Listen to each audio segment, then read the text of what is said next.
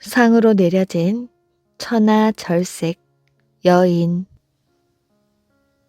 옛날 조선 시대에 경상남도 밀양 땅에 박곤이라는 사람이 살고 있었습니다. 그는 어려서부터 남달리 총명하였고 가난한 살림에 홀어머니를 모시고 있었으나 효성이 지극하였지요. 뿐만 아니라 그는 호랑이와 대적할 만한 담력을 가지고 있었습니다. 그는 나이가 많은 어머니를 모시기 위해 갖은 정성을 다했는데 가난 속에서도 어머니께 올리는 밥상엔 고기가 빠지지를 않았습니다. 어느 일은 봄날이었지요. 박곤은 남천에서 은어잡이를 하고 있었습니다. 그가 물속을 들여다보고 있는데 큰 자라가 황금빛 물고기의 지느러미를 물어뜯고 있는 것이 보였습니다. 그는 처음 보는 아름다운 물고기를 쳐다보았지요. 황금빛 물고기는 마치 애원이라도 하듯이 박곤을 물끄러미 쳐다보았습니다. 비록 물고기라지만 저렇게 희귀한 것을 함부로 물어뜯다니. 박곤은 손에 들고 있던 작살로 자라의 목을 겨누고 내리찔렀습니다.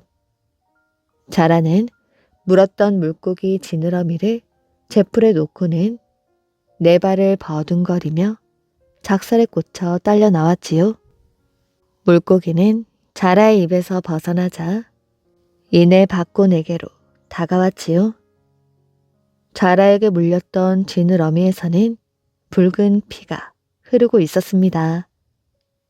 박곤은 자라를 들고 성큼성큼 무트로 올라왔지요.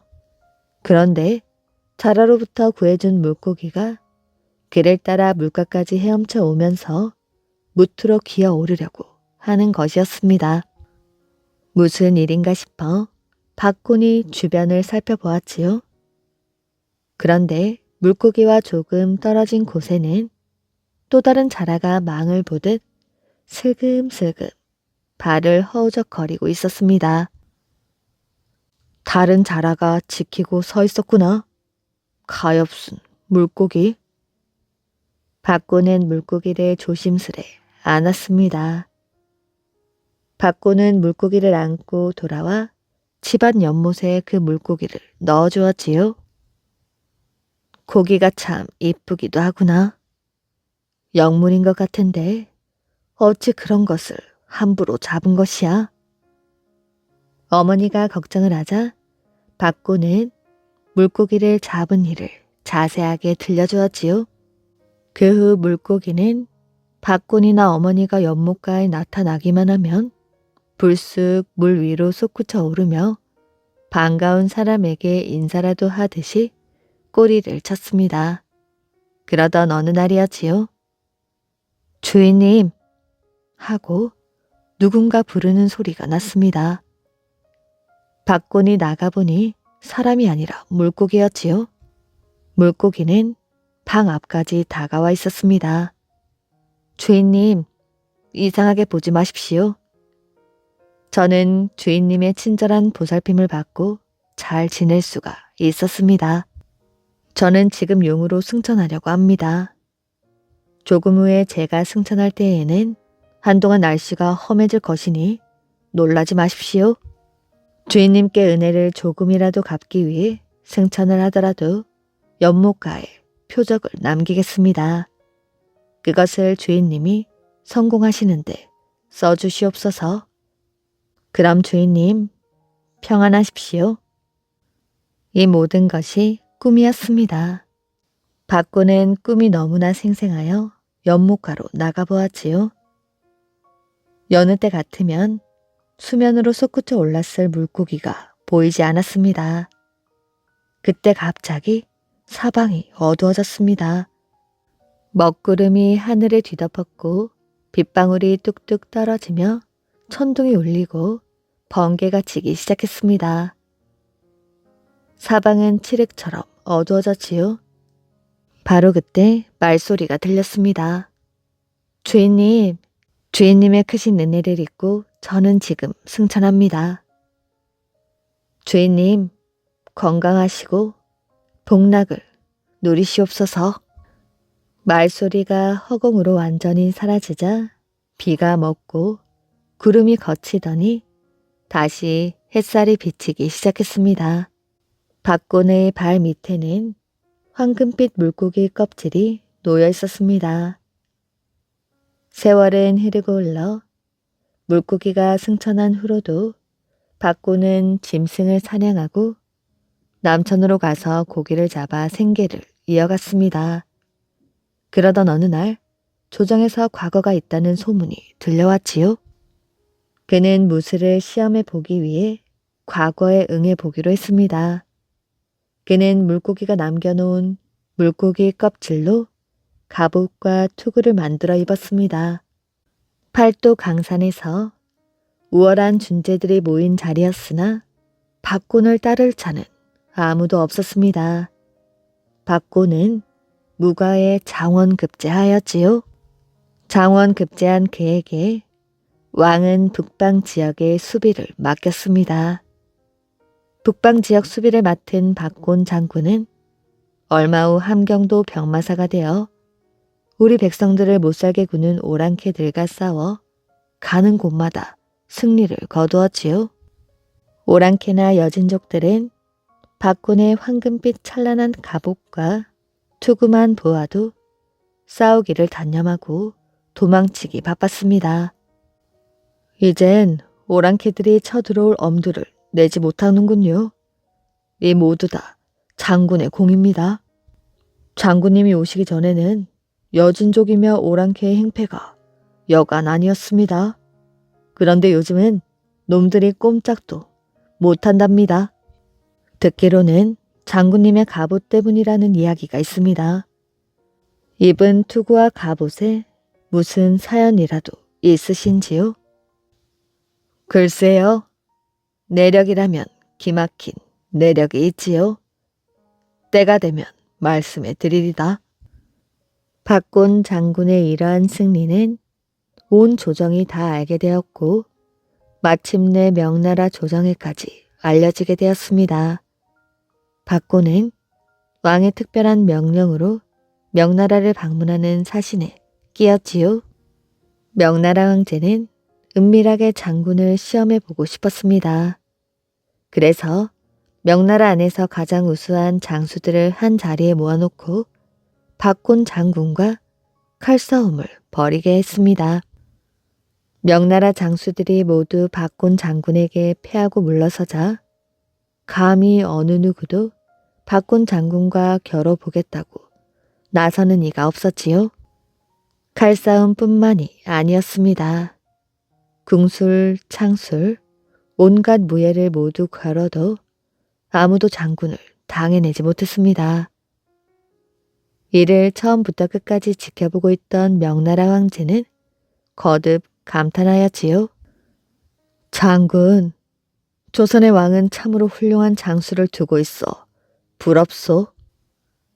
약속대로 짐은 그대에게 우리 명나라 안에서 가장 아름답다는 여인을 상으로 내릴 것이오. 그 여인을 길이길이 아끼며 버리지 말아주시오. 하지만 박곤 장군은 명나라 황제가 상으로 내린다는 천하절색에 대해 그리 관심을 갖지 않았습니다. 박곤 장군과 싸워 패한 명나라 장수들 가운데에는 장군과의 싸움보다는 이긴 장수에게 상으로 내려질 미녀에게 더욱 마음을 쏟는 자들도 있었지요. 그날 밤이었습니다. 상으로 받은 절세 미녀와 함께 잠자리에 든 박곤 장군은 피곤에 지쳐서 깊은 잠에 빠져들었습니다. 그런데 장군이 세상 모르고 잠에 빠져 있는 숙소에 검은 복면을 한 사나이가 나타난 것이었지요. 이 사나이는 박곤 장군을 시샘하고 절세 미녀를 짝사랑하던 명나라 장수가 보낸 자객이었습니다. 박곤 장군은 깊은 잠 속에서도 방문이 조심스레 열리는 소리를 듣고 눈을 떴습니다. 누구냐, 이 밤중에? 어둠 속에서 자객이 시퍼런 칼을 든 채 장군의 머리맡에 서 있었습니다. 네 목숨을 거두러 온 명부의 사신이지. 네가 갑옷을 입고 있을 때에는 용맹한 장수일지 모르지만 갑옷을 벗은 지금은 내 칼이 네 목줄기를 도려내지 못할 것 같으냐? 부디 내 탓을 하지 말지어다. 뭐 남길 말은 없는 것이냐? 천하절색도 품어보았겠다. 한은 없겠지. 남이 잠든 틈을 노리는 비겁한 자가 큰 소리를 치는구나. 나는 너희 나라 황제까지도 감탄을 금하지 못할 정도의 무예를 지닌 몸이다. 목숨이 아깝거든. 썩 칼을 거두고 무릎을 꿇거라. 박곤 장군은 벼락같이 소리를 지르며 이불을 걷어차고 몸을 일으키려 했습니다. 일어나려는 박곤 장군을 향해 자객은 겨누었던 칼을 높이 쳐들었지요. 칼이 공간을 가르며 박곤 장군을 향해 떨어지려는 순간 하늘을 울리는 천둥 소리와 함께 벼락이 자객을 후려쳤습니다. 자객은 칼을 든 채 새카맣게 타버렸지요. 마른 하늘에 이 무슨 날벼락인가? 박곤 장군은 자객의 처참한 시체를 지켜보았습니다. 바로 그 순간 장군의 귀에 문득 예전에 들었던 그 목소리가 들려왔습니다. 주인님, 저입니다. 주인님께서 남천에서 구해주셨던 물고기입니다. 저를 아시겠습니까? 내 너를 어찌 기억하지 못하겠느냐? 이리 먼 곳에서도 너는 나를 위해 신통을 부렸구나. 주인님, 저는 이만 가보겠습니다. 부디 만수무강 하시옵소서. 박곤 장군은 물고기로 인하여 위기를 모면하게 되었고 이 소문은 명나라 조정에 파다하게 퍼졌습니다. 그 후로부터 박곤 장군을 해치려는 사람은 아무도 없었으며 박곤 장군은 명나라 조정으로부터 융숭한 대접을 받은 후에 그 미녀를 데리고 고국으로 돌아왔습니다. 그 후 장군 내외는 아들 삼형제를 두고 한 세상을 행복하게 살았다고 합니다. 그의 아들 셋은 모두 자질이 뛰어나 사람들은 그들을 일컬어 장군의 씨가 낳은 새 호걸이라고 불렀다고 합니다. 꽃 피우는 할아버지. 옛날 어느 마을에 노부부가 농사를 지으며 살고 있었습니다. 그 노부부에게는 자식이 없었지요. 그래서 무척 허전했습니다. 그러던 어느 날 할아버지가 이웃 마을에서 강아지 한 마리를 얻어오게 되었습니다. 눈처럼 하얀 강아지였지요. 노부부는 강아지의 이름을 백구라고 짓고 집에서 길렀습니다. 백구는 할아버지와 할머니를 좋아하여 졸졸 따라다녔지요. 할아버지와 할머니도 백구를 친자식처럼 소중히 여겼습니다. 하루는 할아버지가 밭으로 일하러 가는데 백구도 따라가게 되었습니다. 할아버지는 괭이로 땅을 팠습니다. 이때 백구는 땅에 코를 박은 채 냄새를 맡으며 돌아다녔습니다. 그런데 바로 그때 백구가 갑자기 할아버지의 바지를 물었지요. 그러더니 밭 한 구석으로 끌고 가는 것이었습니다. 할아버지는 영문도 모른 채 끌려갔다가 눈이 휘둥그레졌습니다. 백구가 앞발로 땅을 파헤치며 멍멍 짖어댔기 때문이었지요. 백구야, 왜 그러니? 땅을 파라는 것이야. 할아버지는 괭이로 땅을 파기 시작했습니다. 백구는 할아버지를 지켜보고 있었지요. 괭이질을 하는데 벼랑간 쟁그랑 소리가 났습니다. 땅 속에 쇠붙이가 묻혀 있나? 할아버지는 땅을 더 파내어 보았지요. 그러자 땅 속에서 금화가 쏟아져 나왔습니다. 우리 밭에 금화가 묻혀 있었다니? 이게 웬일이냐? 할아버지는 집으로 달려가 할머니를 데려왔습니다. 영감, 이제 우리가 부자가 되었구려. 이게 다 백구덕이요. 우리 집에 복덩이가 들어왔군요. 할아버지네 집이 백구덕의 부자가 되었다는 소식은 온 마을에 퍼졌습니다. 옆집 할아버지도 이 소식을 들었지요. 옆집 할아버지는 심술이 사납고 욕심이 많았습니다. 백군의 할아버지가 부자가 되었더니 배가 아파 견딜 수가 없었습니다. 똥강아지 덕분에 누구는 부자가 되어 떵떵거리며 사는데 나는 이게 무엇이람? 안 되겠다. 그 똥강아지를 빌려오자. 옆집 할아버지는 백군의 집으로 갔습니다. 영감, 강아지를 빌려주시오. 영감네 밭 옆에 우리 밭이 있는데 그럼 우리 밭에도 틀림없이 금화가 묻혀 있을 것이오. 그러자 마음씨 좋은 백군의 할아버지는 고개를 끄덕였습니다. 백구야, 옆집 할아버지를 따라가거라. 할아버지는 곁에 있는 백구의 귀에 대고 속삭였습니다. 그러자 백구는 뒤로 주춤주춤 물러났지요. 그도 그럴 것이 옆집 할아버지는 백구를 보기만 하면 발길로 걷어차거나 돌을 던지는 등 괴롭혀 왔던 것이었습니다. 그런데 백구도 주인 할아버지의 명령을 거역할 수는 없었습니다. 가기 싫은 걸음을 억지로 떼어 옆집 할아버지를 따라가게 되었지요. 옆집 할아버지는 백구를 자기 밭으로 데려갔습니다. 손에는 괭이를 쥐고 있었지요. 이런 똥강아지야. 우리 밭에 어디에 금화가 묻혀있니? 빨리 찾아보거라. 그런데 백구는 미동도 하지 않고 가만히 서 있었습니다. 이 녀석이 한 대 맞아야 정신을 차리겠니? 백구는 마지못해 땅에 코를 박았습니다. 그러고는 냄새를 맡으며 밭을 돌아다녔지요. 잠시 뒤 백구가 멈춰 서더니 앞발로 땅을 파헤쳤습니다. 그러고는 멍멍 지저대었지요.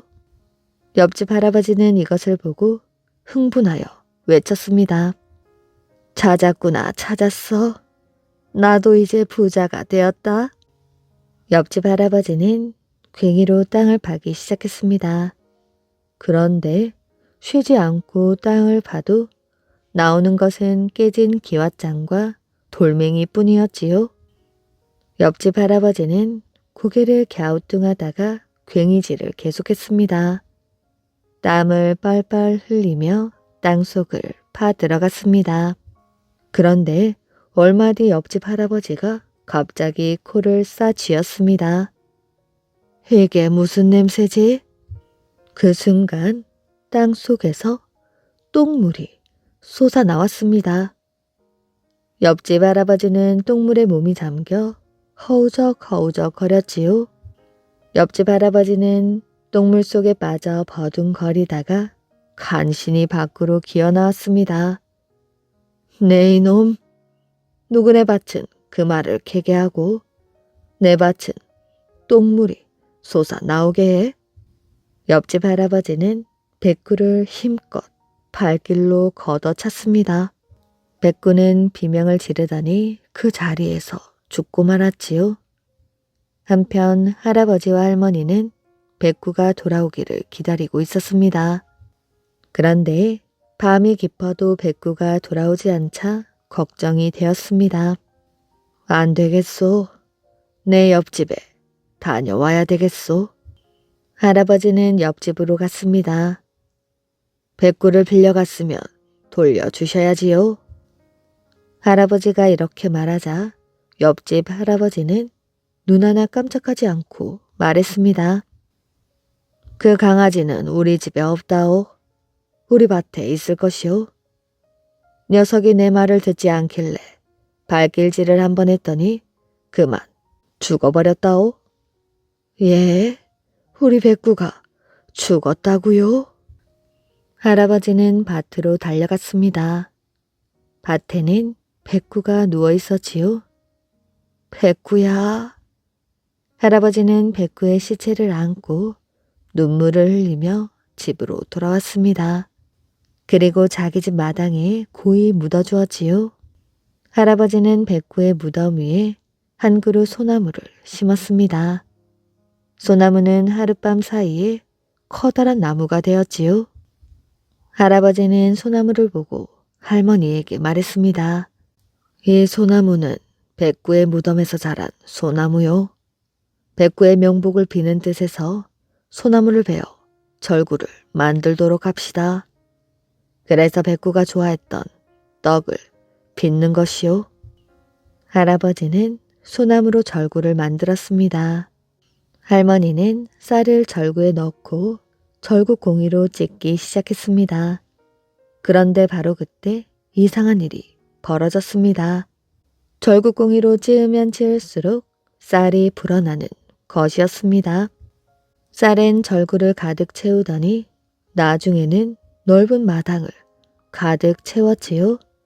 옆집 할아버지는 또다시 절구 덕에 쌀 부자가 되었다는 소식을 듣고 백군의 할아버지를 찾아왔습니다. 절구를 빌리러 왔소. 나도 절구 덕에 쌀 부자 한번 되어봅시다. 마음씨 착한 할아버지는 절구를 선뜻 내주었습니다. 옆집 할아버지는 신이 나서 절구에 쌀을 넣고는 절구공이로 찢기 시작했습니다. 그런데 그때 이상한 일이 벌어졌지요. 절구공이로 찌으면 찌을수록 구린내가 풍기더니 쌀 대신 똥이 불어나는 것이었습니다. 똥은 절구를 가득 채우더니 나중에는 넓은 마당을 가득 채웠습니다. 옆집 할아버지는 똥치개를 가져와 똥을 버리기 바빴습니다. 똥을 치우는 데에만 며칠이 걸렸습니다. 옆집 할아버지는 도끼를 가져와 절구를 부순 뒤 조각조각 쪼개어 땔감으로 써버렸습니다. 절구를 돌려주지 않자 할아버지는 옆집을 찾아갔습니다. 절구를 빌려갔으면 돌려주셔야지요. 옆집 할아버지는 이번에도 눈 하나 깜짝하지 않고 말했습니다. 절구가 내 말을 듣지 않길래 땔감으로 써버렸소. 예? 할아버지는 깜짝 놀라 아궁이 속을 들여다보았습니다. 절구는 이미 다 타서 재로 변해 있었습니다.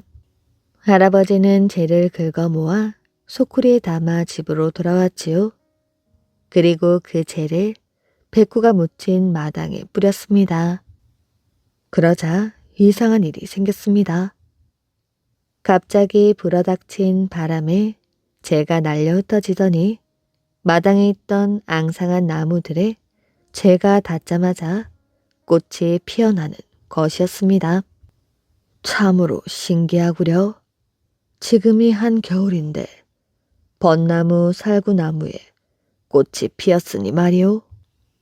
할아버지는 복숭아나무, 앵두나무뿐 아니라 죽은 나무에도 재를 뿌려보았습니다. 그러자 모든 나무에서 탐스러운 꽃이 피어났습니다. 할아버지는 너무너무 재미있었지요. 그래서 재가 담긴 소쿠리를 들고 동네방네 외치고 다녔습니다. 꽃을 피워드립니다. 죽은 나무도 좋습니다. 모든 나무에 꽃을 피워드립니다. 할아버지가 외치는 소리에 마을 사람들뿐 아니라 고을 사또도 들었습니다. 사또는 때마침 사냥에서 돌아오는 길이었지요. 할아버지는 사또에게 불려가게 되었습니다. 사또가 말했습니다. 영감의 말이 틀림없소. 그렇다면 저 나무에 꽃을 피워보시오. 사또는 길가에 서 있는 벚나무를 손가락질했습니다. 할아버지는 소쿠리를 들고 벚나무에 가까이 갔습니다. 그리고 소쿠리에 손을 넣어 재를 한 움큼 쥐었지요. 할아버지는 벚나무에 재를 뿌렸습니다.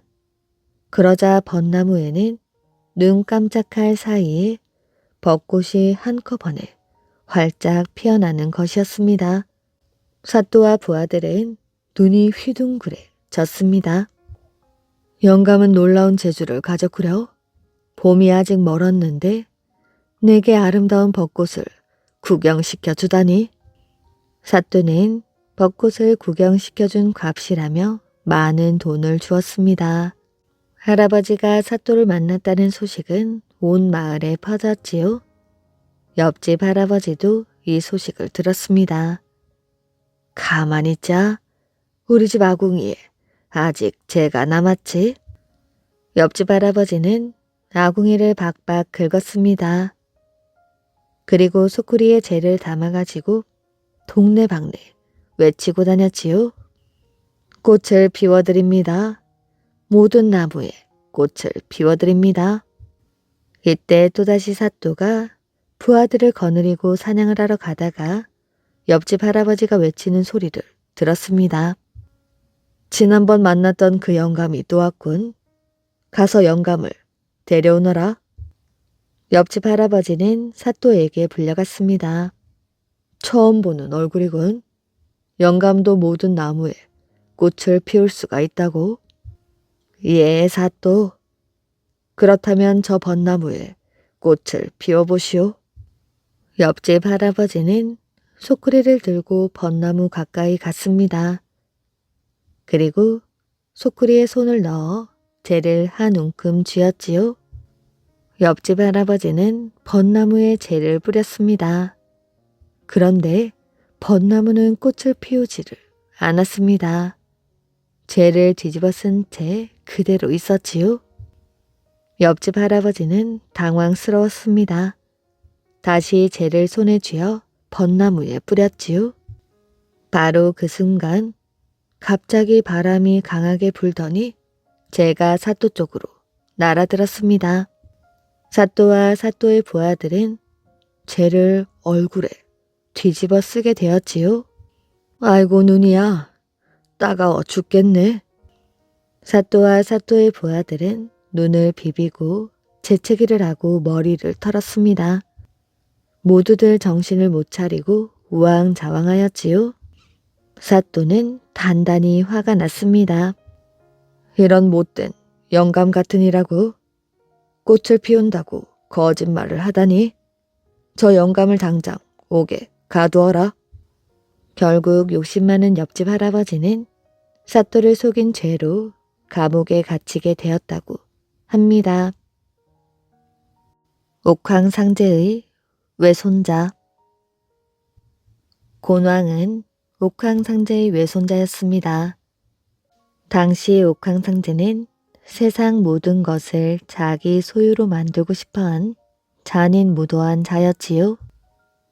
그런데 그런 그가 사람들이 즐겁게 농사짓는 모습을 보자 질투가 났습니다. 옥황상제인 내 권력이 미치지 않는 곳이 없는데 너희같이 하찮은 것들이 편안하고 한가로이 지내다니. 내 너희를 모두 수장시켜 주마. 그는 사해의 용왕들에게 지상의 세계를 모두 물에 잠기게 하라고 명을 내렸습니다. 이윽고 천둥과 벼락이 치고 물은 단숨에 넘치어 대지를 삼켜버렸지요. 곤왕은 평소에도 외조부인 옥황상제의 일거수일투족을 좋아하지 않았고 그의 잔악성에 분노했습니다. 이번에 옥황상제가 백성들에게 저지른 만행을 본 그는 더 이상 침묵하지 않으리라 다짐하였지요. 그는 옥황상제에게 신령한 힘을 가진 영토가 있다는 소문을 듣고는 그것을 훔치기로 마음먹었습니다. 그러나 그 땅은 아주 은밀한 곳에 숨겨져 있는 데다가 상당히 무거워 신령한 거북인 신구를 찾아가 도움을 구하기로 했습니다. 거북은 처음엔 응하지 않았지만 고낭의 간곡한 부탁을 더 이상 거절할 수가 없었지요. 잠시 뒤 거북은 2자 정도 되는 금 상자를 등에 짊어지고 숨을 몰아쉬며 기어왔습니다. 고낭은 거북의 도움을 받아 상자를 열어 옥황상제의 땅을 속세의 대지 위로 옮겨 놓았지요. 그 뒤 넘쳐나던 물이 점차 물러나기 시작하더니 사흘째가 되자 홍수는 완전히 사라지고 오국이 풍성하게 열린 경치가 눈앞에 펼쳐지게 되었습니다. 하지만 이 일이 금세 옥황상제의 귀에 들어가게 되었지요. 그는 그 땅을 다시 되돌려 놓을 것을 명하였고 누가 행한 일인지를 엄중하게 문책했습니다. 고낭은 이 일에 다른 사람까지 끌어들이고 싶지 않아 자신이 한 일이라고 담담하게 인정했습니다. 그리고 조목조목 여러 이유를 열거하며 옥황상제의 행동을 비판했습니다. 고낭이 아무리 외손자라고 하여도 자신이 만든 법을 어겼을 뿐만 아니라 면전에서 자신을 비난하였기 때문에 옥황상제의 분노는 극에 달했습니다. 옥황상제는 바로 고낭을 참수한 뒤 그의 시체를 하늘 밖으로 내던지라고 명하였지요. 고낭은 다음날 다시 환생을 했지만 이미 기력이 완전히 빠진 뒤였습니다. 그래서 자신의 심장을 파내어 대우로 변하게 한 뒤 그에게 무슨 일이 있어도 홍수를 제대로 다루어야 한다고 당부했습니다. 대우는 그 말을 가슴속에 새기며 눈물로 고낭과 이별했습니다. 고낭의 몸은 물고기로 변한 뒤 바다로 나아갔지요. 이후 대우가 치수에 성공하자 사람들은 그를 우왕이라 불렀으며 그의 사당도 세워주었다고 합니다. 호랑이를 사귄 효자. 옛날 어느 마을에 이씨성을 가진 사람이 살고 있었습니다. 이씨는 효성이 지극하기로 소문이 난 사람이었지요. 그는 부모님이 살아 계실 때에도 효성이 지극했지만 아버지가 세상을 떠난 뒤에도 변함이 없었습니다. 여막살이를 시작한 이씨는 밤낮 없이 무덤 앞에 엎드려 돌아가신 아버지를 생각했습니다. 어느덧 겨울이 찾아왔지요. 산 골짜기에는 찬 바람만 쌩쌩 불고 밤이면 산 짐승들의 울음소리가 가슴을 서늘하게 했습니다. 어느 추운 겨울 밤이었지요. 이씨는 아버지의 무덤 앞에 엎드려 있다가 추위와 허기에 지쳐서 그만 쓰러지고 말았습니다. 이때 어디선가 호랑이 한 마리가 어슬렁어슬렁 나타났지요. 그런데 이상하게도 쓰러져 정신을 잃어가는 이씨를 따뜻하게 품어주었습니다. 한참 뒤 이씨가 의식을 되찾았지요. 그런데 조금 전까지만 해도 추위에 떨고 있던 몸이 포근하고 따뜻해 오는 것이었습니다. 이상하다. 마치 집 아랫목에 와 있는 것 같구나. 이씨가 겨우 정신을 차리고 눈을 떠보니 호랑이가 자기 몸을 감싸고 있는 것이었습니다. 이씨는 너무나 놀라 심장이 멎는 것만 같았지요. 이씨는 온 몸을 부들부들 떨었습니다. 그러자 이것을 눈치챈 듯한 호랑이가 슬그머니 일어나 어디론가 사라져 버렸습니다. 그러더니 다음 날부터 호랑이는 하루도 빠짐없이 찾아왔지요.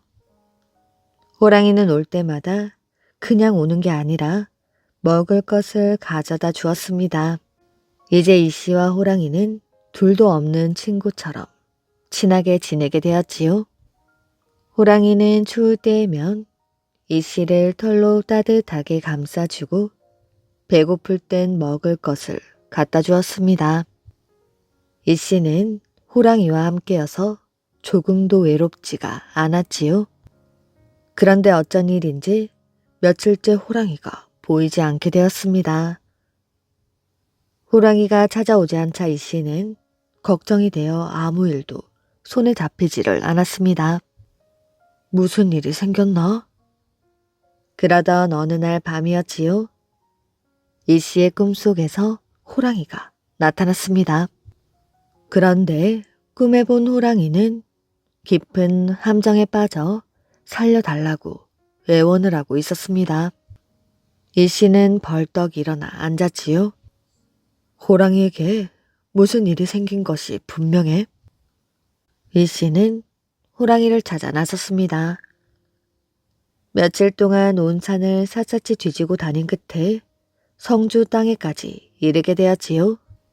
어느 마을에 들어서자 어디선가 호랑이의 비명 소리가 들려왔습니다.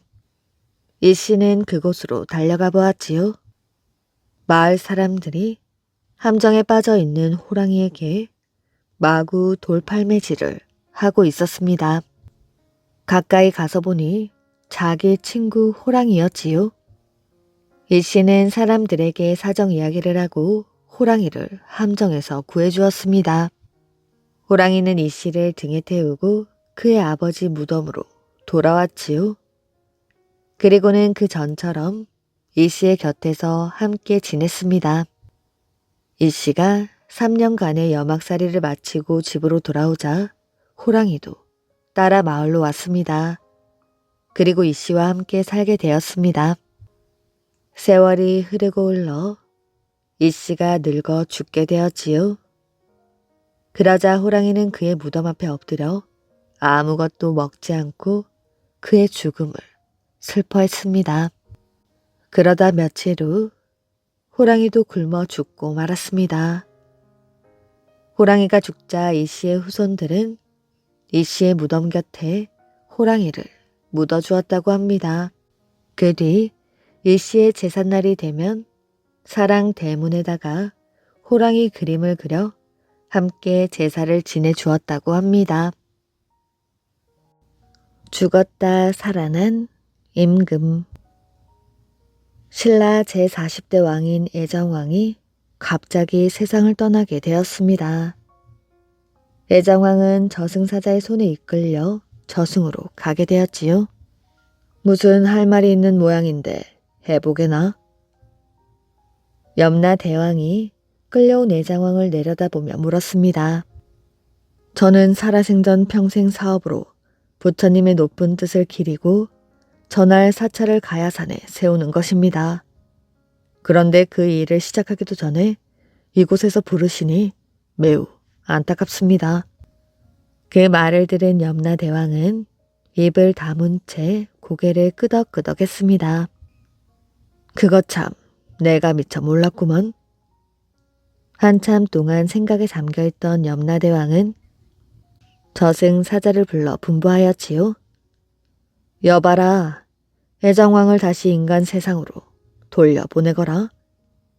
한편 대궐에 사는 왕비는 물론 모든 조정 대신들이 애정왕의 죽음을 슬퍼하고 있었습니다. 잘 잤다.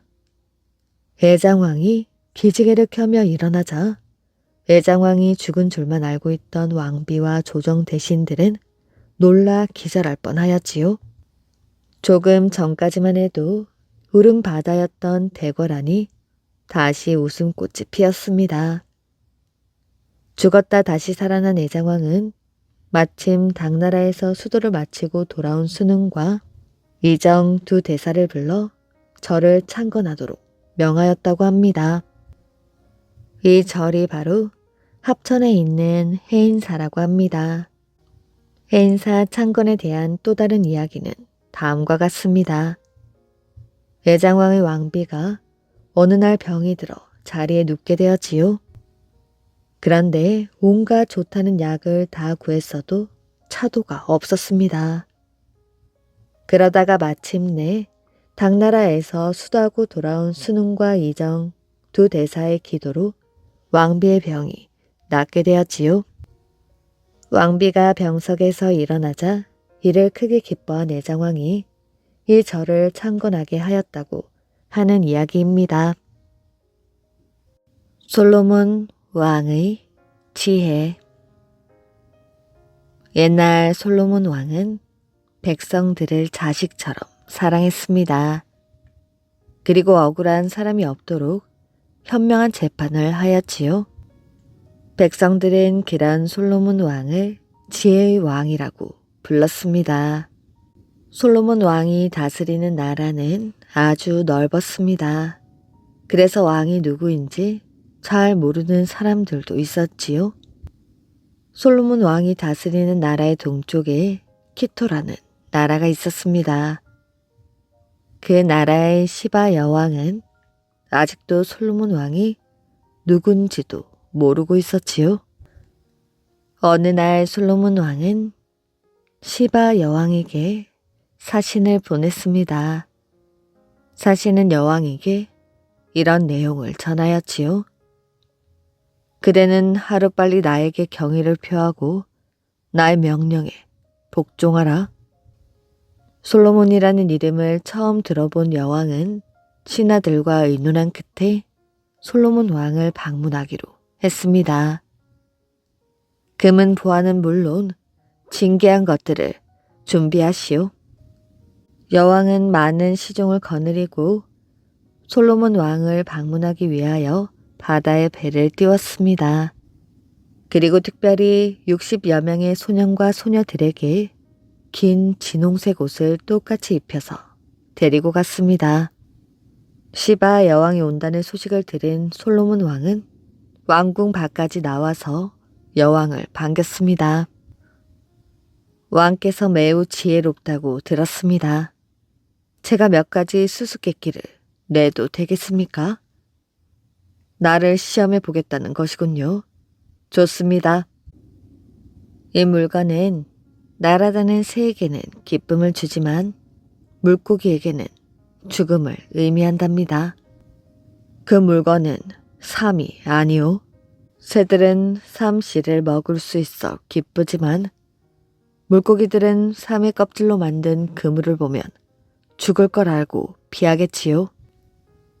바로 맞히셨습니다. 두 번째 문제를 내겠습니다. 같은 곳에서 나오는 물인데 어느 땐 달디 달고 어느 땐 쓰디 쓴 물이지요.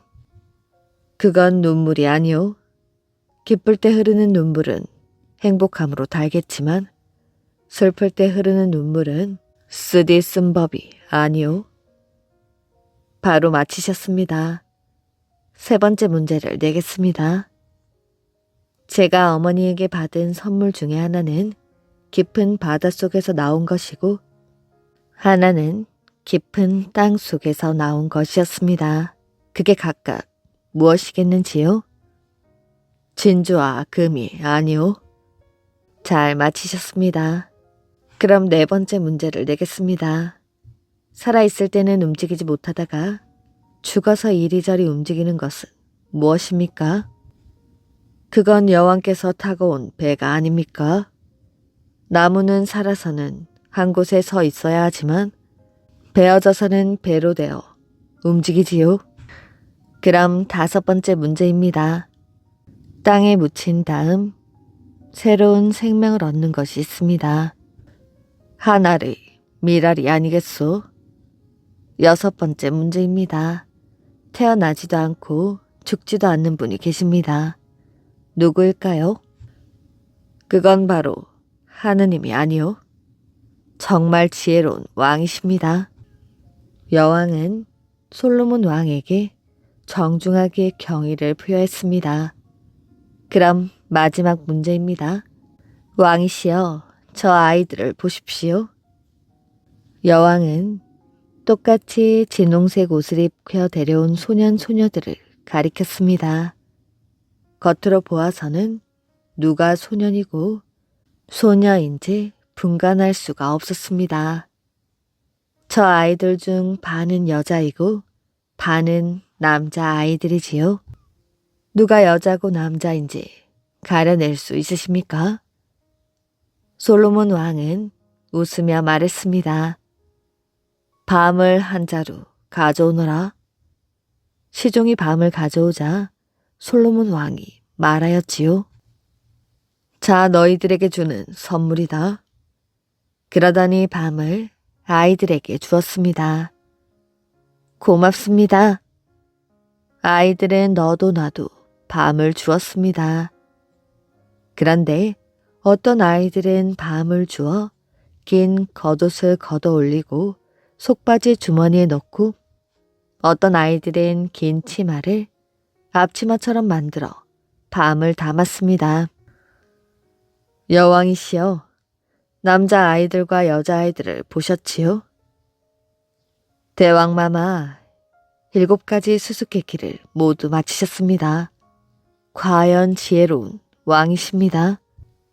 여왕은 솔로몬 왕의 지혜로움을 보고 이분 같으면 왕국을 다스릴 만한 지혜가 있다고 생각했습니다.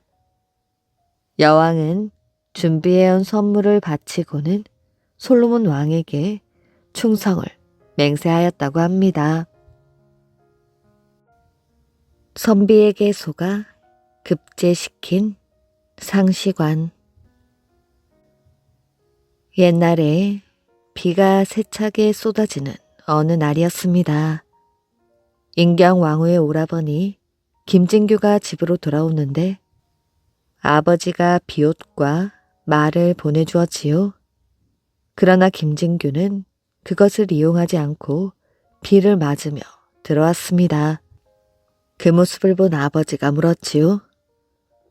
이 아비가 보내준 말과 우유는 어찌한 것이야? 죄송합니다, 아버지. 아버지가 보내주신 것이 너무 사치스러워 저의 신분엔 맞지 않아서 그렇게 한 것입니다. 그 말을 들은 아버지는 오히려 자식 앞에서 부끄러움을 느꼈습니다. 김진규는 시관으로도 이름이 나 있었지요. 그래서 과거를 준비하고 있는 사람들에게도 그 이름이 널리 알려져 있었습니다. 언젠가 고향으로 성묘를 갔다가 회시가 임박하여 그 시험을 감독하기 위해 서둘러 돌아오는 길인데 말을 타고 줄곧 책을 보면서 같은 방향으로 가는 시골 선비 한 사람이 눈에 띄었지요. 김진규가 점심을 먹기 위해 주막에 들렀을 때에도 조금 전에 보았던 그 시골 선비를 만났습니다. 저리 열심히 책을 보는 사람이 누굴까? 궁금한 생각이 들어 누구냐고 물어보았습니다. 예, 저는 부모를 모시고 사는 사람인데 과거 운이 없는지 아무리 열심히 공부를 해도 번번이 낙방하여 형편이 말이 아니랍니다. 보고 있는 그 책은 무슨 책이기에 줄곧 손에서 떼지 않지요? 아, 이것은 제가 지은 글의 초고인데 요즘 제 정신이 흐려져 잘 잊어버리므로 늘 보아야 합니다. 김진규가 양해를 구하여 그 책을 펴보니 글솜씨가 보통이 아니었습니다. 과거 공부가 이런 수준인데 여러 번 낙방을 하였다니 이것은 전적으로 시험관의 책임이요. 예, 하도 낙방을 하고 나니 이제는 과거 공포증이 생겨 과장에만 들어가면 정신이 오락가락하여 모두 잊어버려 이렇게 항상 눈에 익혀 두어야만 합니다. 사실 이번에도 응시하지 않으려고 했는데 노친의 청이 간절하여 부득이 내키지 않는 걸음을 하게 된 것입니다. 선비의 말을 들은 김진규는 안타까운 생각이 들었습니다. 힘을 내시구려 이번 한 번만 더 노력해 보시오. 그들은 길을 재촉하여 서울에 당도했으며 선비는 과장으로 들어가고 김진규는 상시관을 맡았습니다. 그 선비의 시관을 훑어보니 가운데 글자를 잘못 쓴 것이 많이 눈에 띄었지요. 김진규는 빙글에 미소를 지으면서 생각했습니다. 틀림없이 그 선비의 것이군. 김진규는 다른 시관들을 향해 말했습니다. 이 시관을 살펴보니 늙은 선비의 글솜씨가 분명하다. 이번에 우리 시관들이 적선 한번 합시다. 다른 시관들의 동의를 얻어 김진규는 그 사람을 발탁했습니다. 방을 붙이기 위하여 봉한 부분을 뜯어보니 나이가 별로 많지 않았지요. 혹 내가 엉뚱한 사람을 뽑지는 않았는지 모르겠구나. 김진규는 속으로 의아해하다가 과거에 급제한 사람들이 찾아왔을 때 물어보았습니다. 여러 차례 낙방 끝에 이렇게 급제한 것을 축하하네.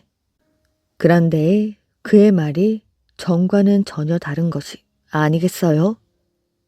무슨 말씀이신지요? 저는 이번에 처음 응시하였는데 요행으로 급제한 것입니다. 김진규가 다시 말했습니다. 이제 양친을 잘 봉양하게 되었으니 무척 다행일세. 아닙니다. 저는 양친이 모두 안 계십니다. 지난번 길에서 만났을 때와는 너무도 다른 대답이어서 김진규는 불쾌한 표정으로 따져 물었습니다. 어찌하여 지난번에 나를 속인 것이냐? 그때서야 그는 머리를 숙여 사죄하였습니다. 이번 회시에 대감께서 상시관을 맡을 것이라고 짐작되어 이번 기회에 어떻게든 급제를 놓치지 않으려는 욕심으로 그만 저지른 일입니다. 저의 죄를 잘 알겠으니 용서해 주시기 바랍니다. 해명을 듣고 난 김진규는 어처구니가 없어 한참 동안 그의 얼굴을 빤히 쳐다보다가 어설프게 웃고 마는 수밖에 다른 도리가 없었습니다. 황금, 절구통. 옛날 어느 마을에 가난한 농부가 살고 있었습니다. 농부에게는 씨앗 한 톨 뿌릴 땅도 없었지요. 남의 일만 뼈 빠지게 해주면 무엇하나? 한 뼘이라도 내 땅이 있어야지. 농부는 푸념을 늘어놓았습니다. 그러던 어느 날 농부의 딸이 아버지에게 말했습니다. 아버지, 성주님을 찾아가 땅을 빌려달라고 해보셔요. 땅을 빌려 무엇하겠니? 아버지는 농사일을 누구보다 잘 하실 수 있잖아요. 풍작을 거두면 저희에게 돌아오는 목도 많을 거예요. 그걸 누가 모르나? 성주가 나 같은 사람에게 땅을 빌려주겠니? 빌려줄 거예요. 농부의 딸은 똑똑하기로 소문이 나 있었습니다. 그래? 그럼 네 말대로 해보자. 농부는 성주를 찾아가게 되었습니다. 농사를 잘 지어 많은 수확을 거둘 수 있다고 이야기하고 땅을 빌려주십사 하고 간청하였지요. 마침 잘 되었군. 산 비탈에 노는 밭이 있는데 잘 붙여보게. 성주는 선뜻 땅을 빌려주었습니다. 농부는 자기 땅이라도 얻은 것처럼 기뻐했습니다. 딸의 말을 듣기를 잘했다고 생각하였지요. 집에 돌아와 괭이며 삽이며 연장을 챙겨 산비탈 밭으로 갔습니다. 밭을 갈고 씨앗을 뿌리기 위해서였습니다. 그런데 산비탈의 밭은 돌밭이나 다름이 없었지요. 공짜로 농사를 지어 먹으라고 해도 아무도 거두지 않던 버려진 땅이었습니다. 그래도 농부는 실망하지 않았지요.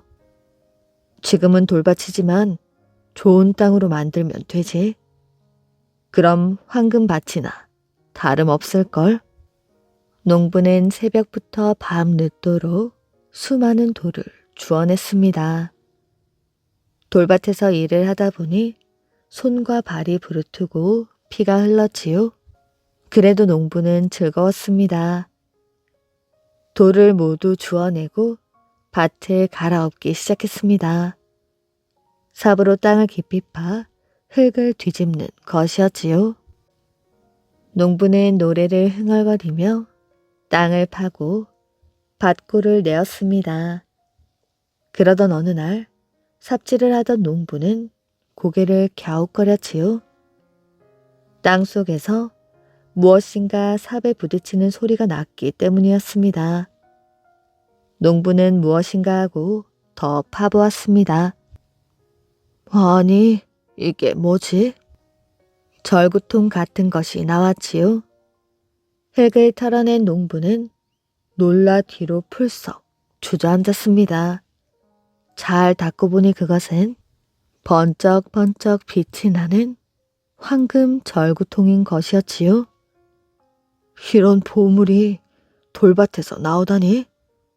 이 땅의 주인은 성주님이니 이 황금 절구통을 성주님께 바쳐야지. 농부는 황금 절구통을 가지고 집으로 돌아왔습니다. 성주님은 어진 분이라서 복도 많구나. 그런데 농부가 황금 절구통을 가지고 성주에게 가려고 하자 농부의 딸이 말렸습니다. 아버지, 이 절구통을 성주님께 바쳐서는 안 돼요? 그게 무슨 말이야? 이건 우리 것이 아니란다. 그래도 안 돼요. 아버지에게 나쁜 일이 생길 거예요. 성주님 밭에서 나온 황금 절구통을 성주님께 갖다 바치는데 무슨 나쁜 일이 생기겠느냐?